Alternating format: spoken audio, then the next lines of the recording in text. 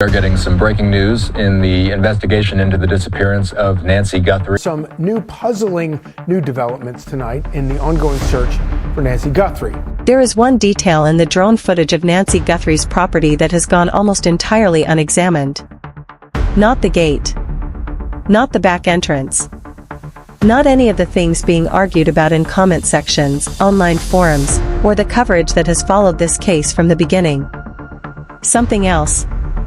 Something smaller. And the person who spotted it is not an anonymous internet user running theories from a bedroom. She is a former FBI evidence response team agent with years of active crime scene work behind her. She agreed to go on record. She put her name on it. And what she identified in that footage may turn out to be one of the most consequential overlooked details this entire investigation has produced. It is the driveway. The front circular driveway on Nancy Guthrie's property. And what this expert found there, or more accurately, what she could not confirm was ever done there, raises a question that nobody in the public conversation has fully sat with yet. Because if the window to act on that specific area has already closed, the evidence is not delayed. It is not sealed somewhere waiting for a court date. It is gone. Permanently. With no way to recover it.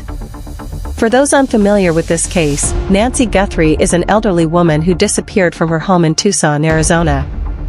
What looked initially like a missing persons situation grew into something significantly more complex as drone footage of her property spread online and raised questions that official statements have not fully addressed. The FBI became involved. So did the Pima County Sheriff's Office. Reporter Brian Enton has been one of the most grounded voices following the case at ground level, conducting interviews and documenting what press releases leave out. One of those interviews introduced a professional whose observations deserve far more attention than they have received. Her name is Morren Okonnell. She is a former special agent with the FBI's evidence response team. The ERT is not a general investigative unit. These are the people called in when precision is not optional. When a scene needs to be processed correctly the first time because there will not be a second chance. Okonnell spent over 4 years working active crime scenes, not simulations, not consultations, real scenes with real evidence and real consequences. Her training includes blood spatter analysis, latent fingerprint recovery, trace evidence collection, and the discipline that sits at the center of what she found here, impression analysis. Impression analysis is the forensic study of marks left by pressure in a surface. Footwear, tools, and tires. It requires understanding both the object that created the mark and the surface that received it. When applied to tire impressions, it can identify vehicle class, tire manufacturer, and in some cases a wear pattern specific enough to connect a mark to one individual set of tires. Okonnell reviewed publicly available drone footage of Nancy Guthrie's property analytically, the way her training taught her to read a scene. And the first thing that stopped her was not movement. It was the absence of something. She looked at the front circular driveway and she counted the tire tracks.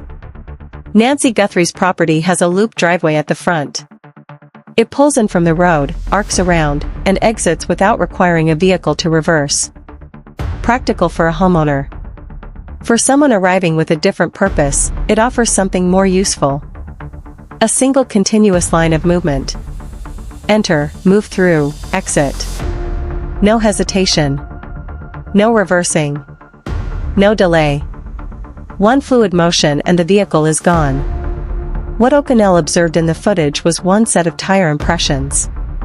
A single track pattern across the decomposed granite surface. Not multiple overlapping sets. Not the kind of disrupted surface that comes from heavy or chaotic traffic. One deliberate arc, consistent with a single vehicle moving through that loop in a controlled and purposeful way. Based on her professional reading of what was visible, Okonnell assessed that a vehicle was likely staged in that front driveway during the relevant time frame. She was precise about her language. Likely. An expert interpretation of observable evidence, not a confirmed finding. She also introduced a detail that adds another layer. There is analytical reasoning, not confirmed fact, suggesting that a dog on a neighboring property may have been active that night. If the original approach had been planned for the rear of the property, a barking dog changes everything immediately. Too much noise means too much risk. A shift to the front loop would have been the natural adjustment. Quieter. Faster. In and gone before attention could build. Which brings everything back to the surface itself, because this is where the urgency becomes impossible to ignore. Decomposed granite is not concrete. It is not asphalt. It is a loose granular material, small pieces of weathered rock that compress under pressure but never fully bind. A tire rolling across it leaves a readable impression. Tread depth, tread geometry, track width. But that impression is fragile in a way that solid surfaces are not. One additional vehicle crossing the same path degrades it. Wind softens the edges. Rain shifts the material. Time alone works against you. There is no freezing it in place. There is no coming back to it tomorrow and finding it unchanged. The technique for recovering impressions from this kind of surface is oblique lighting. A light source is positioned almost parallel to the ground, angled to skim across the surface rather than illuminate it from above. That raking light throws shadows into every ridge and groove that ordinary daylight completely flattens. Details that were invisible become suddenly readable. From there, analysts measure, photograph, and document. What comes out of that process can narrow a vehicle search to a specific class, cross-referenced against registration records and surveillance footage. A tire impression, properly recovered, is not just a mark in the dirt. It is a thread.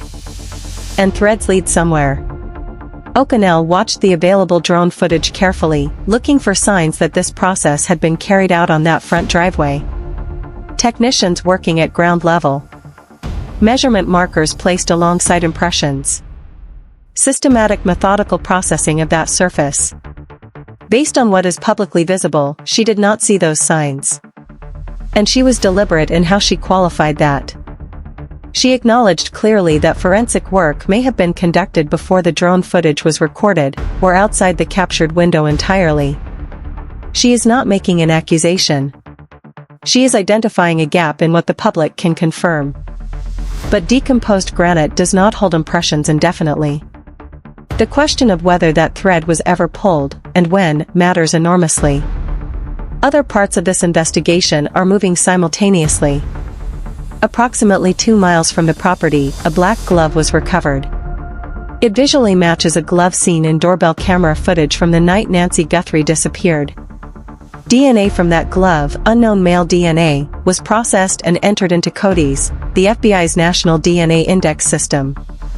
If there is a matching profile in the database, investigators may already have a name.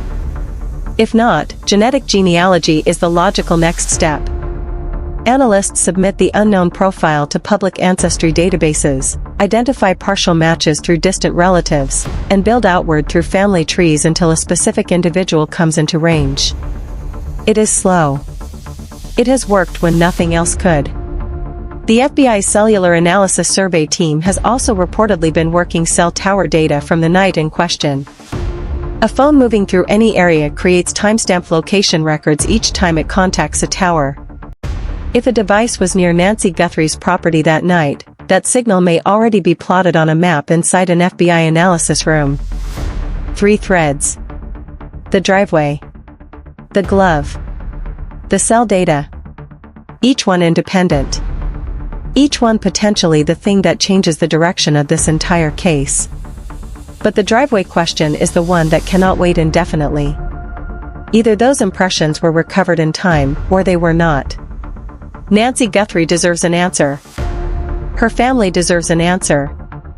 And the detail that looks the most unremarkable, a loop of gravel, a single arc of tire tracks, a mark in a surface that does not hold marks forever, is sometimes exactly the thing that makes everything else finally make sense.